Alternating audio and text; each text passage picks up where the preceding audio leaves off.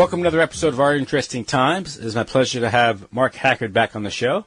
Mark is an independent foreign policy analyst. Mark is an independent foreign policy analyst. He studies the intersection of political culture, religion, and strategic issues, which he approaches from a traditionalist-conservative perspective. Mark's online project is Soul of the East, a website dedicated to introducing the English-speaking world to valuable aspects of Russian political and religious thought. Anything else to add to that, Mark? Just my website, Espionage History Archive. Okay, Espionage Archive. Is that espionagearchive.com? EspionageHistoryArchive.com. Oh, sorry.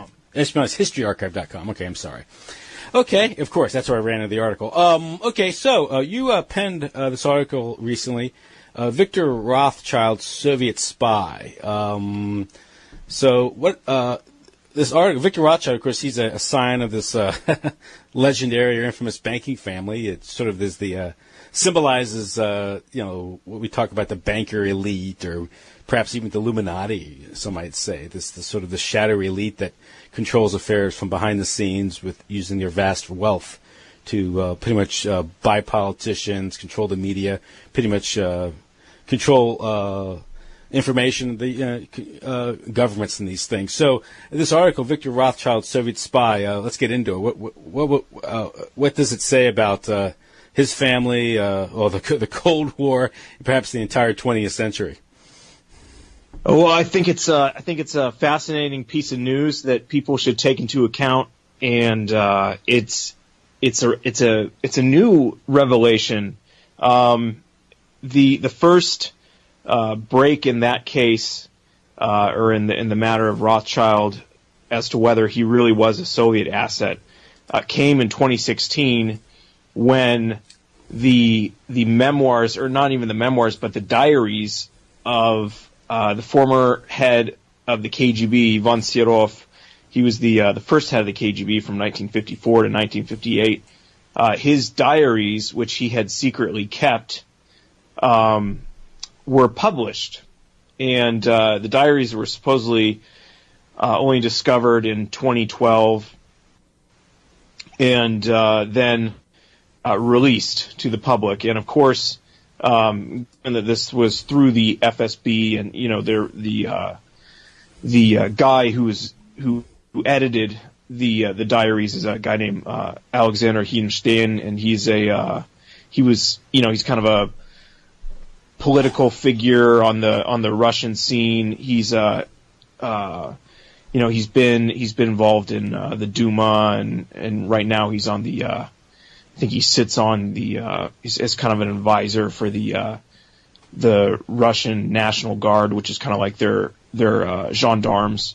But anyway, so he's deeply connected. But Hinstein was the guy who edited it, and we can surmise that not all of Serov's diary entries were published, and made available to wider readership. But nonetheless, what was released is very interesting, and one of the major passages, it's a short one, but in among the other very interesting entries is the fact that Serov reveals that Rothschild was a Soviet asset from the 30s to the early stages of the Cold War, and he also says that he did not trust Rothschild, and that Rothschild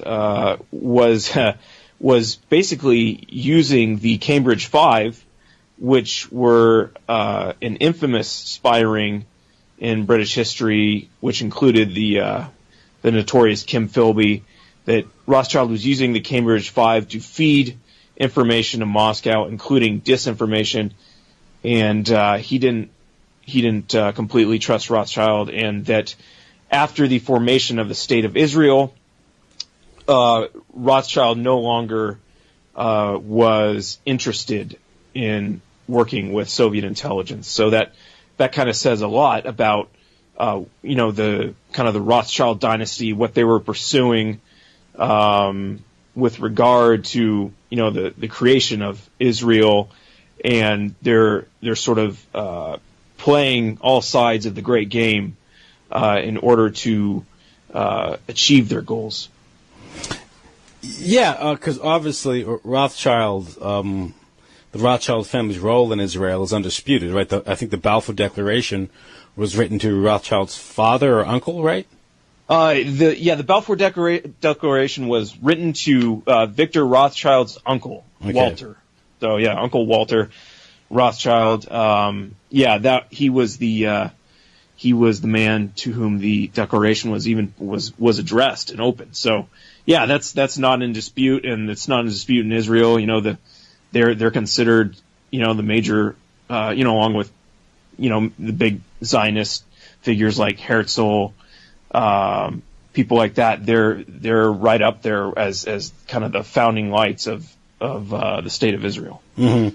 So a figure like Rothschild, like Victor Rothschild, now he very prominent in the British establishment. Can you quickly go over what was his role in the British establishment, say in this critical period, the late 30s, 40s, and into the 50s?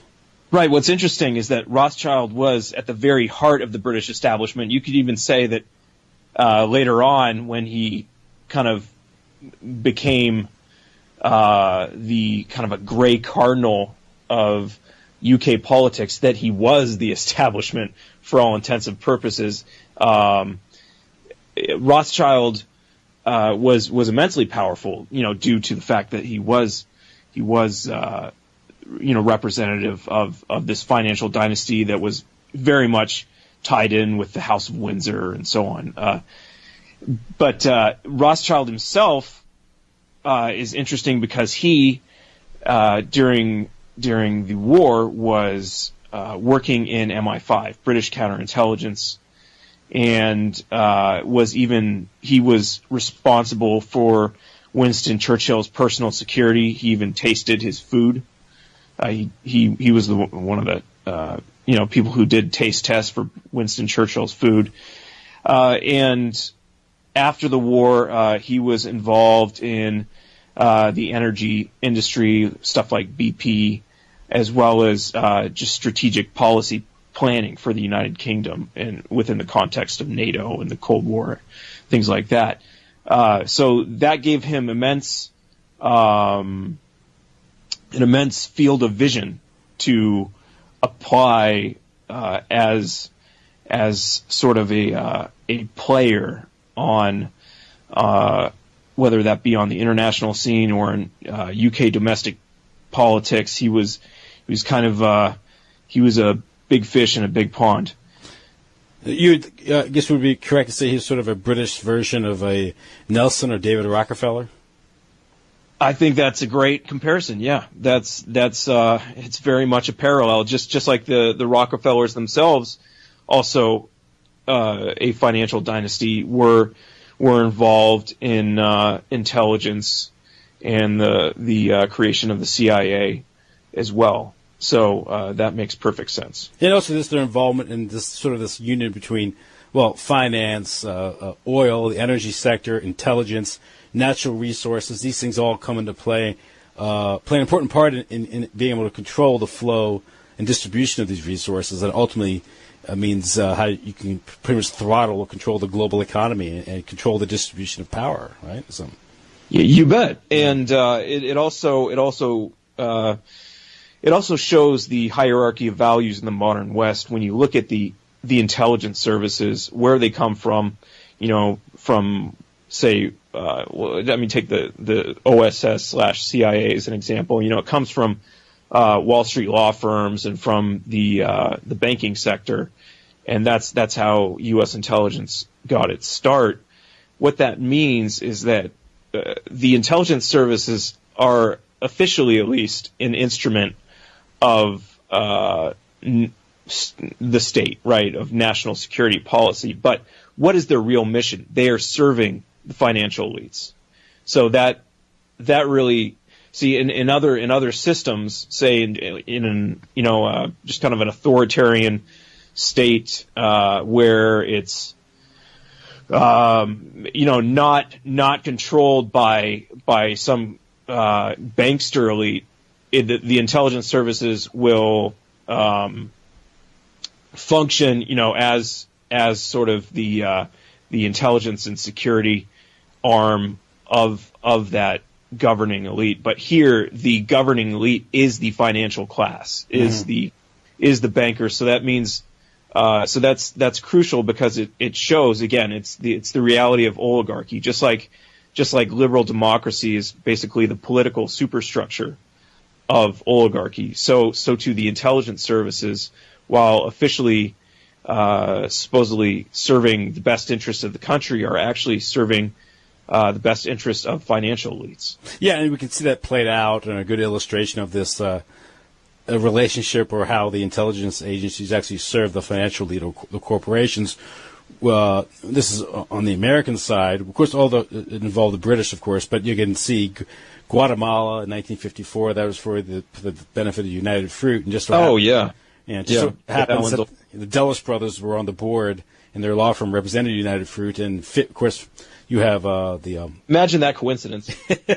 In Iran, you have the Seven Sisters BP, or it became BP after that, but the Kermit Roosevelt and the Rent-a-Mob, all these things. So it's just happens these operations actually directly benefit corporations, and it's done under the cover of the Cold War, and it's to justify these interventions. National security, the cover of national security. They wrap. Well, as long as it's for the cause of freedom, that's what really matters. Yes, Operation Freedom everywhere. Yeah.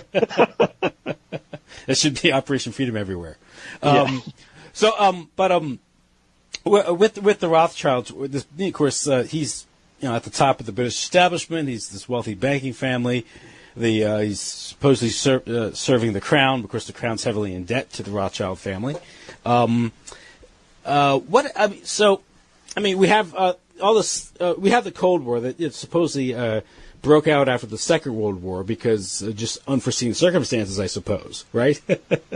Right. Yeah, just so happened. Yeah, that they looked. The two sides, East and West, looked at each other the wrong way, and it was just a tragic misunderstanding. No one could foresee that by fighting Germany to unconditional surrender and bringing the Red Army into the heart of Europe would create such a situation. I guess they couldn't look at a map, right? So yeah. I think it was the War and Peace studies that the Council of Foreign Relations report, I think funded by the Rockefeller Foundation, pretty much predicted the post-war settlement, right? I mean, they kind of called for this. All the, U.S. involvement in Europe, permanent involvement in Europe, through NATO and these things. But this was actually, I think, 1938 or 39 that all this is being set up. Right. The dialectic of the Cold War was kind of being set up, and the architecture was being forged. So if you look at someone like Halford Mackinder, and he would die shortly thereafter, but his 1943 essay, which I think was published in Foreign Affairs, is really kind of sheds light on the matter, where he again talks about the same goals of containing the heartland and ensuring the security of the Western democracies, which really, I mean, in brutal language, that just means what we know today is further encroachment into sovereign nations' affairs, and further destabilization, further war. It calling for the encirclement of Russia and the destruction of German power, independent German power. Yes. Yeah. Yes. And hence we get two wars that do that, coincidentally, of course. Right. Yeah. No. History is just one series of events after another, and there's no logical chain behind it. Yet people like Mackinder write these things like the geopolitical pivot of, what was that 1904 article? The geographical pivot of world history, 1904, and democratic ideals and reality. And Mackinder, of course, he has. I mean, his work is phenomenal in the sense of him. If you look at it just from a sort of a diagnostic point of view, but his prescriptions are those of the sort of the Atlanticist elites, and that means the oligarchy that controls the West. The sort of the bankster international. So, that's where you can view geopolitics as the application of political power to the geographical space. But with the dangerous thing is when rather than just viewing it analytically is when they give policy prescriptions. Here's what needs to. They're essentially saying here's what needs to happen next, and here's how we're going to do it, and then you see it play out before you on the television screens. And they're not always successful though. So if you look at, Syria is still, that's the current conflict that's burning, but it does not look like the Western Gulf Israeli alliance is going to get its way in Syria. So that's and they may try to still yet start a big war over this, but they're not succeeding there. So they're not unassailable. Yeah, there's internal contradictions in the policy because on one hand you have this NATO alliance that they're trying to maintain despite losing all reason to exist, even the pretext, which was the Cold War. But by pursuing this policy in Syria, they're aggravating Turkey, which is the most powerful, at least land force on NATO. Because of the Kurdish issue. So the more they push this, the more they alienate Turkey and push it in. Yeah. And the more the contradictions become apparent, and it's just become an enormous mess. And they're playing with fire. Which might serve some other people's interest, because in the meantime, you get to fire off 100 missiles at $10 million a pop. Yeah, and then your stock goes up billions of dollars. So, like Theresa May's husband or something. Yeah. This is how the power. They're all integrated into the system. They all make money off of war. But one point in your article, bringing back to Victor Rothschild and Kim Philby, it's very interesting. Is that explain how he played a role in Philby's exposure and how he sort of manipulated to make sure that Philby was exposed, but not when he was in Britain. He was able to escape to Russia. Right. And the reason why he did that, which might have something to do with his objective regarding the Israeli state. So I thought that was interesting. Yeah, it's a complex web that was woven with regard to Philby's escape and Rothschild and the whole entire Middle East conflict with Israel and the Palestinians and the Arab states, and with that within the context of the Cold War. Philby was basically the Cambridge Five consisted of Philby, Kim Philby, and then there was Guy Burgess, Donald McLean, and John Cairncross and Anthony Blunt. And in 1951, Guy Burgess and Donald McLean fled. They defected to the Soviet Union, and that exposed Philby. Now, he was not per se totally blown as a spy. But there was a big cloud of suspicion over him, and he was forced to resign from his high post in MI6, British intelligence, and he was basically kind of left hanging for a while. Well, he made his way by the late 1950s. He made his way to Beirut, and he was working as a journalist, kind of a stringer journalist. For British newspapers like I think it was the Independent and the Observer, and he had Philby's previous profession, as this goes back to like Spain, the Spanish Civil War. He was a journalist there, I think, for the Times. When he was a Soviet agent, he was posing as a pro-Franco journalist, and so Philby, was in effect. As part of his cover, he was long experienced being a journalist. So he was writing for newspapers there. Well, he was also he had kind of regained the trust of some faction of MI6, and he was working there as an unofficial, kind of an MI6 asset. He was no longer an MI6 officer, but he was working as an asset. And of course, he had also reestablished contact with the KGB, whose residency was right there in Beirut. And his eventual unmasking came, I think it was around Okay, so this is important. The figure of Anatoly Golitsyn pops up, and I think I've discussed Golitsyn before, either with you or with Jay Dyer, but Golitsyn was a Soviet defector.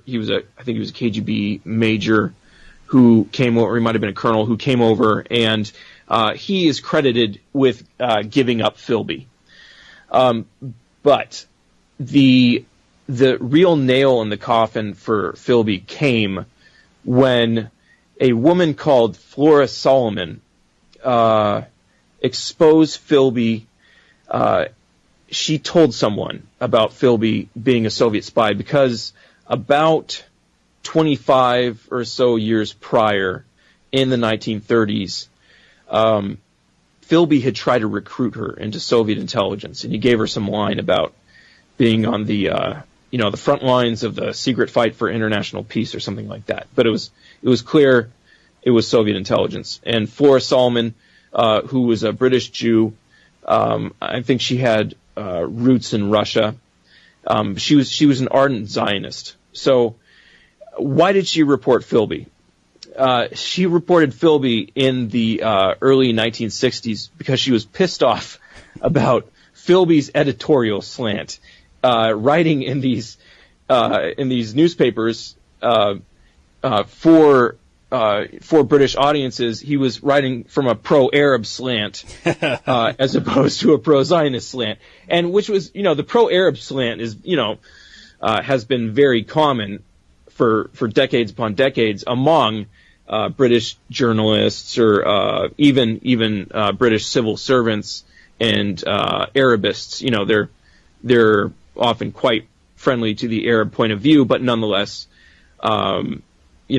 official policies of the British government, may, try to have some seeming balance between the Israelis and the Arabs. But Philby was writing sort of anti-Israeli slanted articles, and Flora Solomon was incensed at this. And so she told none other than Victor Rothschild, because he was known as a big guy in the he was a major figure in the British counterintelligence establishment. Still, he still had a lot of power and all the connections. So she informed Victor Rothschild about Philby, and that kind of set in motion a renewed MI5 investigation into Philby at the same time when MI6 was sending down a team of officers to interrogate Philby. And around that same period, what's interesting is that after Flora Solomon informed Rothschild that she thought Philby was a Soviet spy, Anthony Blunt, one of the members of the Cambridge Five, who was largely not spying anymore. He was actually a cousin of the royal family, and was a big art connoisseur, and he was the keeper of the Queen's pictures, I think is the official title. So he was in charge of the royal art galleries, and Anthony Blunt just happened to show up in Lebanon and visit Philby right before the time when Philby escaped. So the question comes into play: who exactly sent Anthony Blunt to warn Philby? because that's effectively what happened, is that Blunt came and warned Philby. It wouldn't be the KGB, because the KGB had a residency there, right in Beirut, and they could have warned Philby through various signals or potential meets. They didn't need to do that. And then Philby also had a control officer, a guy named Modin, who had spoken with him earlier and had advised him to be cautious because the net looked like it was tightening. So the KGB didn't need to send Blunt to warn Philby. So that means, so who did send Blunt? Well, I mean, Rothschild was just informed about it, and Rothschild remained a good friend with Blunt. And Blunt and Rothschild, along with Guy Burgess, were all members of the Apostles, which was a Cambridge student society that basically was, in the 1930s, was very much oriented towards Marxism and was also known for its homosexual activity. So they were all involved in the Apostles. And it would make sense that Blunt was actually sent by Rothschild to Lebanon to warn Philby, and then shortly thereafter Philby made his escape. What's also interesting is that Blunt's reason for going down to Beirut was for a botanical trip. He was going on this excursion to find the frog orchid. But then when you look, this is interesting. There's a good documentary on this, and it's listed among the sources in my article. But the frog orchid doesn't grow anywhere in Lebanon, in the Middle East. It grows in England, but not in Lebanon. So that's kind of a bogus reason to go down there. So that immediately casts more suspicion on what Blunt was up to.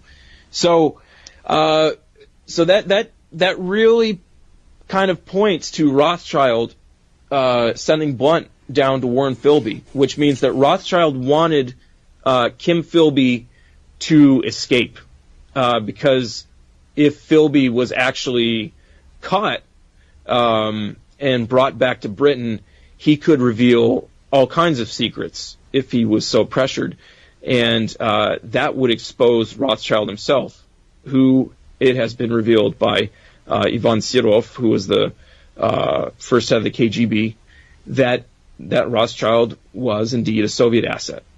And yeah, so it was a mixture of Rothschild trying to, I guess, cover up his trail, cover up evidence of his treachery, of even greater treachery than no one could really imagine. But also the politics surrounding the Zionism, the founding of the Israeli state. This lady having much greater loyalty to Zionism than to her home country, Great Britain. Well, she was definitely, that's where her heart was. Sure. Yeah. Flora Solomon, and she got really pissed off when Philby was writing his pro-Arab articles. So yeah, when he was a Soviet spy, she didn't seem to care too much.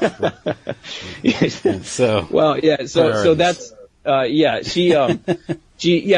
what's interesting, she had her son went on to found Amnesty International. So she's obviously, a smart lady and talented and accomplished family, and they, they're not just nobodies. And in fact, one of the authors of a book on Philby, I'm forgetting. He wrote A Spy Among Friends, and I'm forgetting his name right now, but it's a good book. It's called A Spy Among Friends.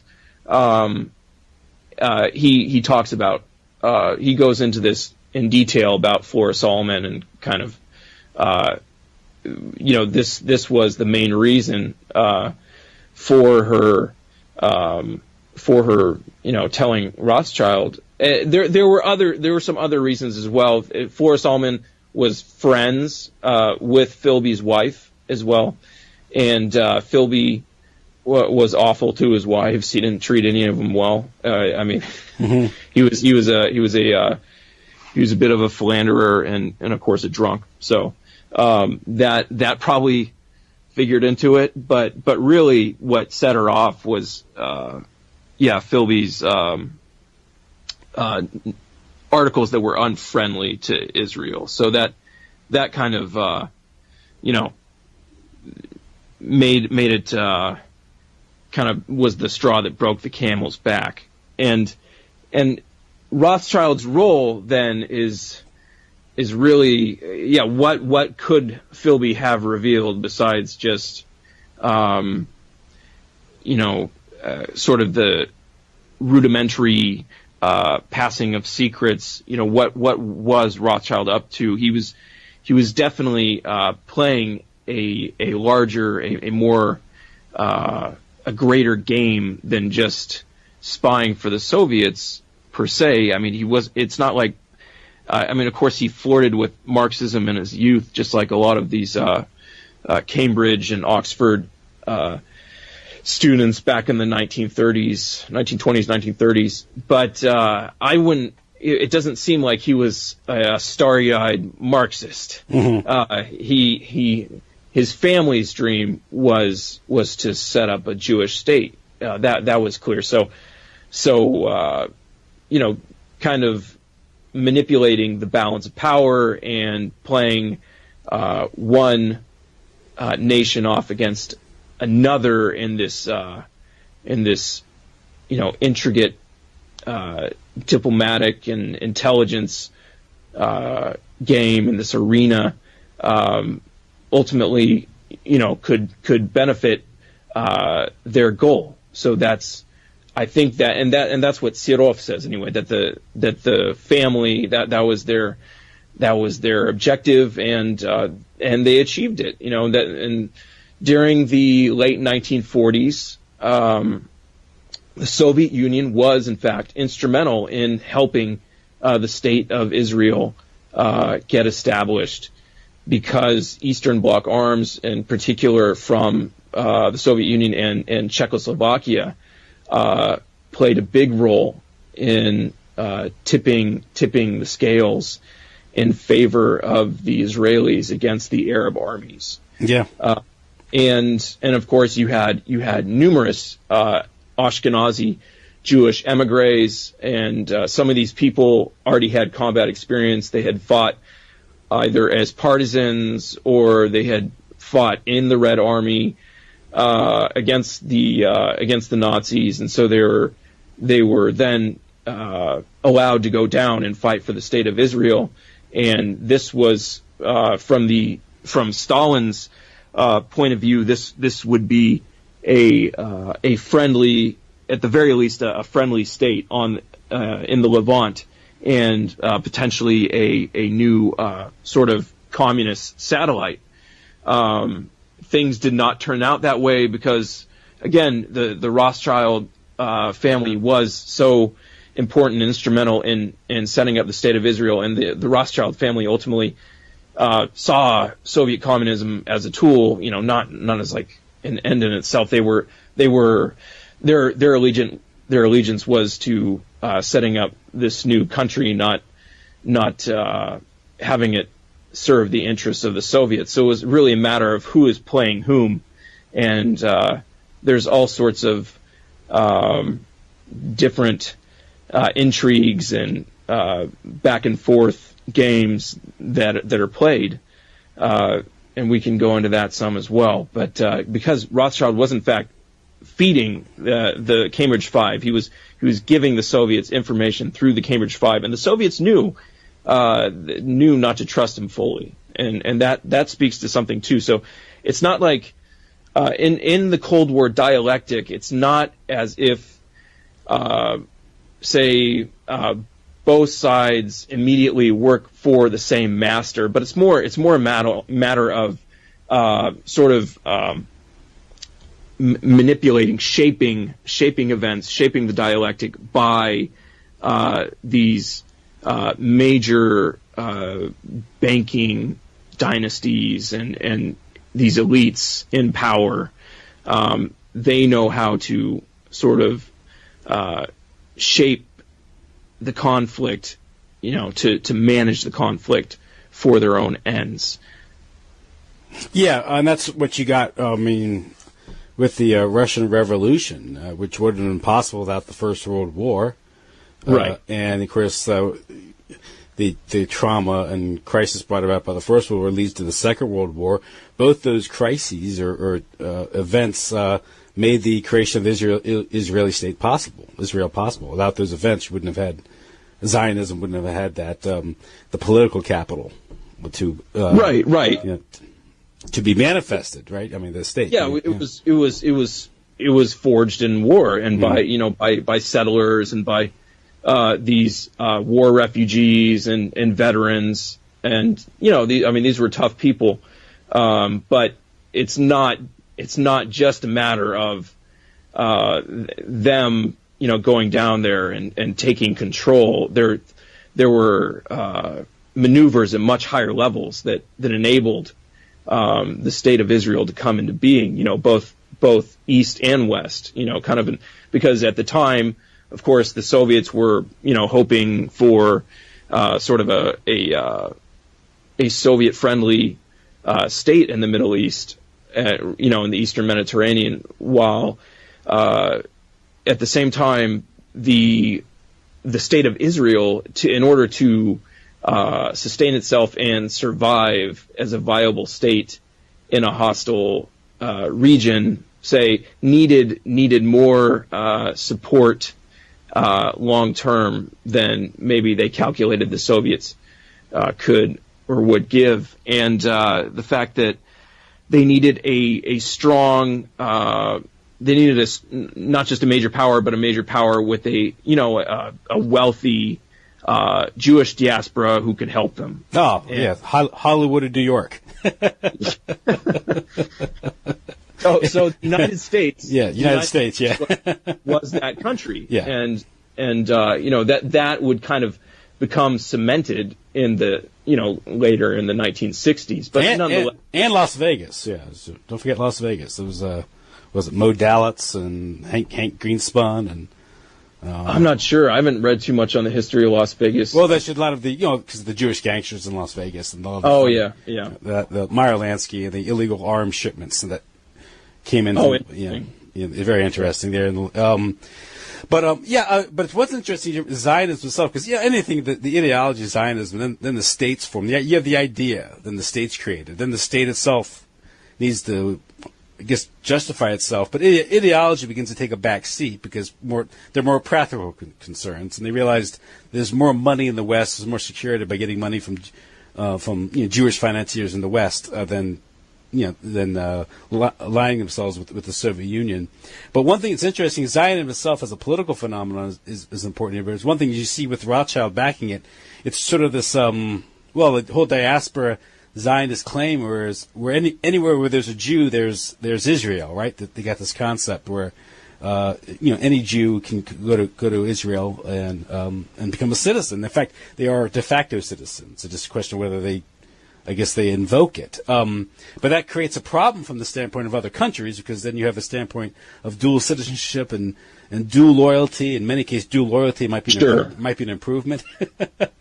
So some of these people always those conflicts of interest. Yeah, when you get a nationalism like that. Yeah. So but you right, it plays into this post-war they call it anti-Semitism on Stalin's part. But really, Stalin, in many ways, this was sort of typical Stalinist response to a practical problem. One is a disloyal fifth column, or if you have Jews in Russia who are practicing Zionism, all of a sudden, from a standpoint of Stalin, he can't control them anymore. So what's Stalin going to do? Stalin's going to do what Stalin always does. Yes. Well, that's the sad thing, that you had these within the Soviet Union in the late 1940s. There were, of course, many prominent Jews in across the spectrum of, say, from arts and culture and literature to medicine, science, and so on, that were kind of swallowed up by these purges. They weren't, say, the mass purges of 1937, 1938, anything like that, but they were nonetheless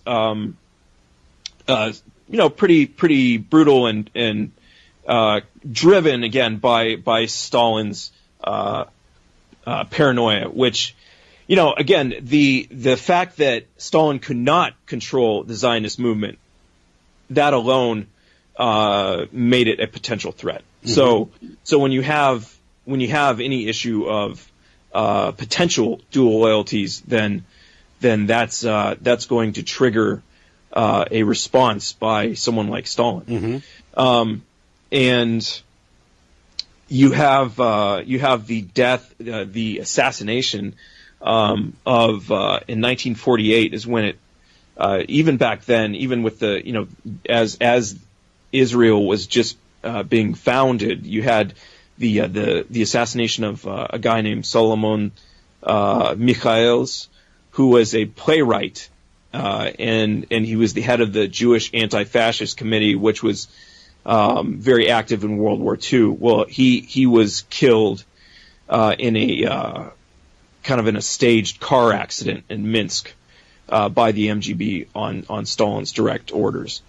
And then you had the doctor's plot, which goes back to the 1948 death of Zhdanov. He was a major figure in the party, Andrei Zhdanov, and he died of a stroke. And one of his doctors wrote a letter criticizing another group of doctors who should have foreseen it, and it was kind of twisted into this entire affair, the doctor's plot, where a group of Jewish doctors, primarily Jewish doctors, was seeking to poison, high-ranking party members and Stalin himself on behalf of U.S. intelligence, kind of a, mm-hmm. An American Zionist plot. And I can tell you that U.S. intelligence did not have very good assets at all in Soviet Russia in the late 1940s or in the early 50s. They were next to nothing as far as human intelligence goes. But so you see this tragedy unfold, and again, Stalin being paranoid would kind of just take sweeping measures against all perceived enemies, whether they had any inkling at all of any kind of any sort of subversive intentions or not.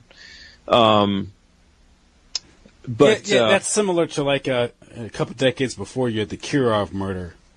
It was a very like Kirov's murder was a very convenient event to enact sweeping changes in the state apparatus, and unfortunately that meant blood and suffering and prison camps for lots of people. But, yeah, I mean the idea, I guess, was to purge the Communist Party or the Bolsheviks, the old line Bolsheviks, who might be independent from Stalin, and get rid of them, and then after that he just has a bunch of acolytes who right, yeah, and then takes a logic.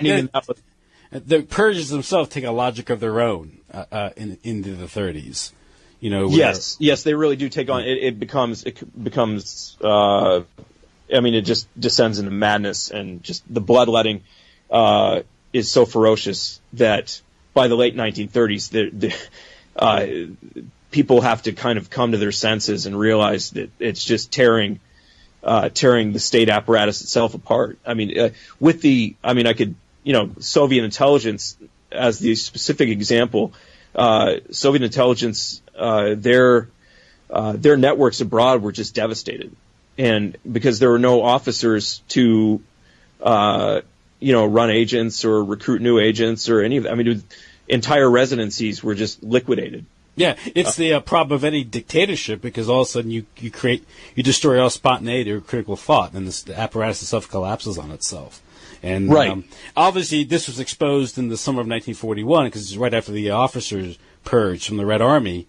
You had the German onslaught, and much of that was probably because of lack of talented military leadership. and they had to bring right. Yeah, no, the leadership, the general staff was definitely weakened by all the purges, for sure. Yeah, that has to be taken into account, for sure. And that's when Stalin becomes the old traditionalist and starts to invoke the Orthodox Church. Right, because no one wants Russia. to die for. Yeah, I mean, when it comes down to it, who wants to die for proletarian internationalism? Mm-hmm. I mean, it just it doesn't it doesn't quite have the same ring to it. And he found by necessity that that Russia, of course, would fight for being Russia, and that meant that even meant some in some limited way, a restoration of the Russian Orthodox Church and traditional Russian culture. Now, with this character Victor Rothschild and his exposure as a Soviet asset, or his exposure as dealing with the Soviets and sort of handling the Cambridge Five and sort of feeding them information, managing the situation, sort of stage managing the Cold War, at least the espionage aspect of it, and the broader Cold War. If you go back, further back in the Soviet history in the early days, we all know that Rothschild, of course, the Rothschild Schiff family are very closely related. These families were pivotal in financing the Bolshevik cause during the critical days of the Russian Civil War. The revolution itself, Trotsky being funded by New York and London. These right, and the Warburgs as well. The Warburgs, that's the German angle.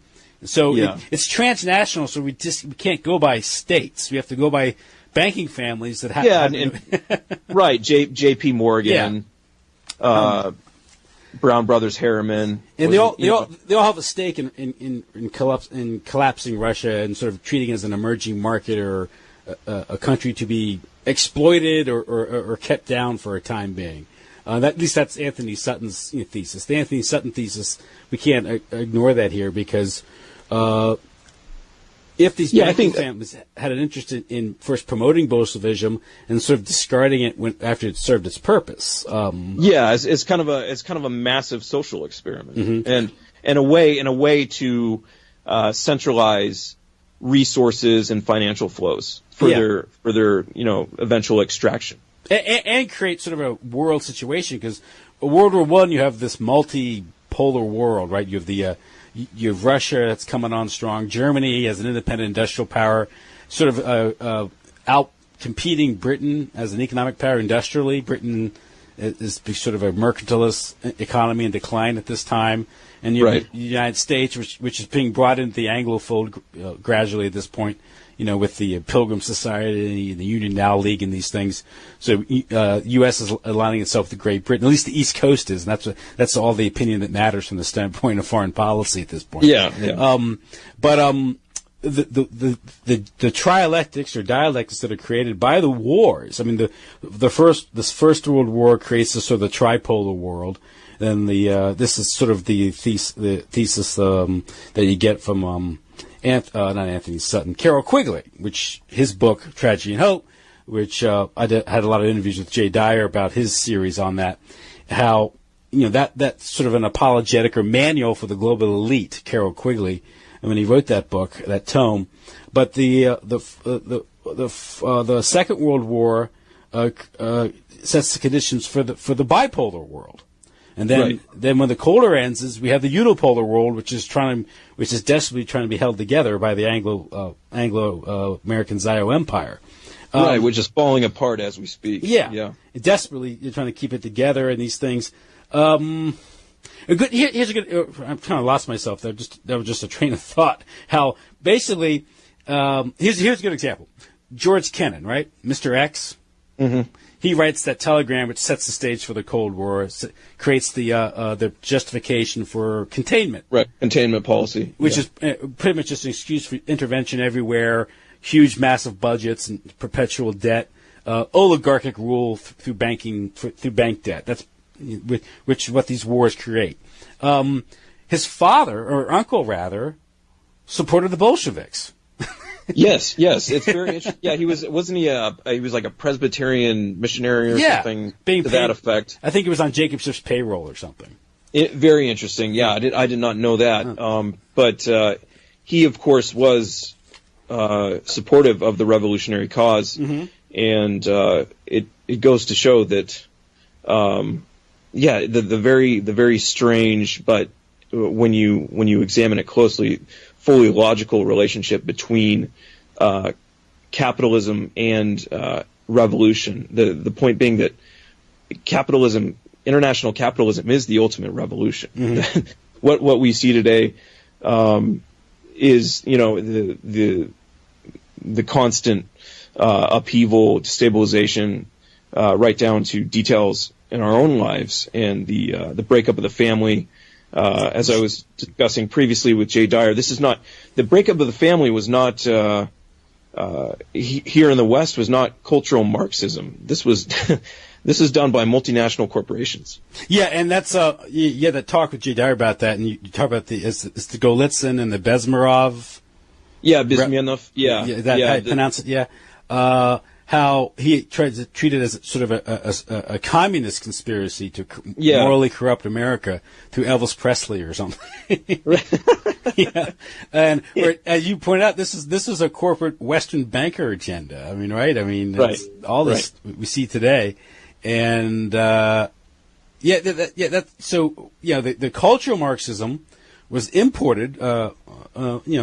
Exactly. Germans were brought in from the OSS. To the West. Yeah. Yes, and they went to Hollywood and New York and these things. These very American, with the full support of the Rockefellers and academia and the foundations. Yeah, right. Yeah, and that's if you look at what occurred in the West, the sexual revolution, the creation of suburbia, the destruction of ethnic neighborhoods and these things. Yeah, that wasn't communism. Yeah, no. Yeah. Yeah, that wasn't the Reds. Yeah, so you can't pit it. I mean, of course, you had back then the Red Scare, which was sort of a misdirection at the power of the foundations, who could play both sides and support both socialism and right-wing causes when it suited them, but.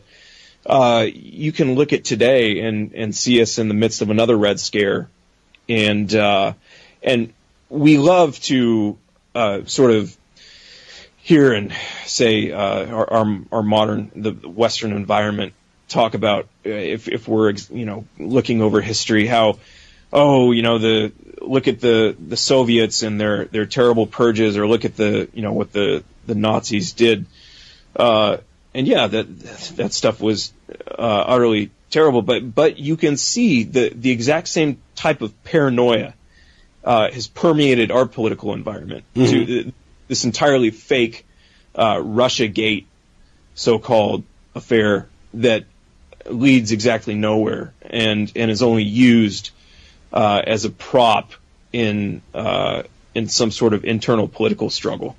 It very much smacks of the sorts of crazy plots that were put on, or that were rather given as fact at the show trials in Moscow during the 30s. Where all these improbable coalitions and alliances would come together between Soviet internal political factions as well as multiple foreign intelligence services and international capital, all to undermine the Soviet state. Well, I mean, these of course were choreographed by Stalin and people like Bushinsky.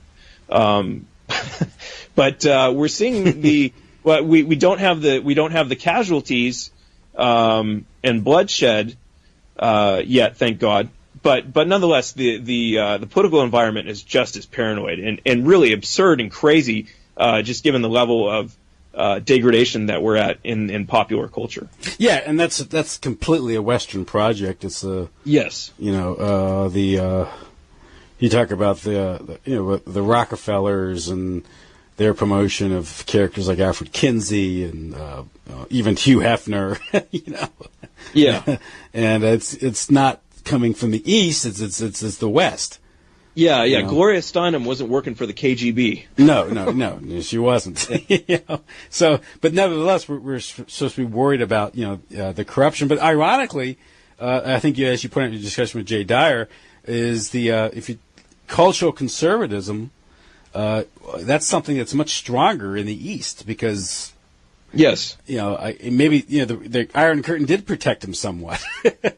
Interestingly enough, yes, yeah. It's a really strange thing if you just look at it through the lens of, say, a Western conservative. Why would the Soviet bloc? Why would their culture, meaning their traditional culture, be more intact? And that's not to say that they also suffered plenty of dislocations, and that family also suffered over there, because it did. And and especially in the breakup in the 1990s, it was awful.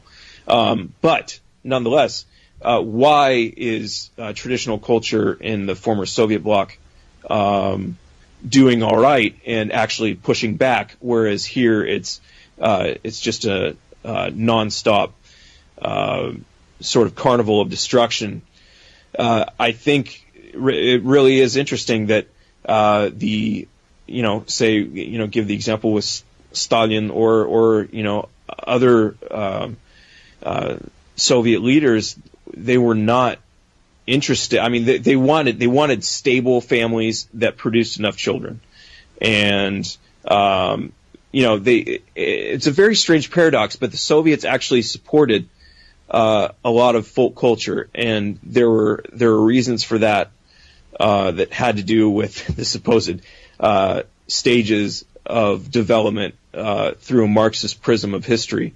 But they were supportive of arts and culture and sort of remembering traditional folk ways, or even creating whole cloth, like creating literary languages for tribes or nations that had none previously. It was kind of an amazing thing. I mean, they actually provided written languages. Yes. Well, that's I didn't know. That's like something similar to something what the Jesuits did, the South American tribes. And, it's an interesting in places like Central Asia and in the Caucasus and in across the expanses of Siberia. Peoples were encouraged to retain their identity and keep that, which is kind of stunning, just if you take kind of a basic, superficial view of what we know of the Soviet experiment. It is sort of contradictory, but nonetheless, they were sort of the Soviets and the countries of the Soviet bloc were sort of inoculated in some way to what the West would bring in the post-Cold War period. Not to a complete, countries on the Western fringes like Poland and Czech Republic are certainly more susceptible to this stuff in some ways, but you do see nonetheless a stronger emphasis on national culture, identity, national sovereignty, things like that. The inherent good of the family, things that shouldn't be taken for granted. But unfortunately, here in the West, affairs have gone far downhill.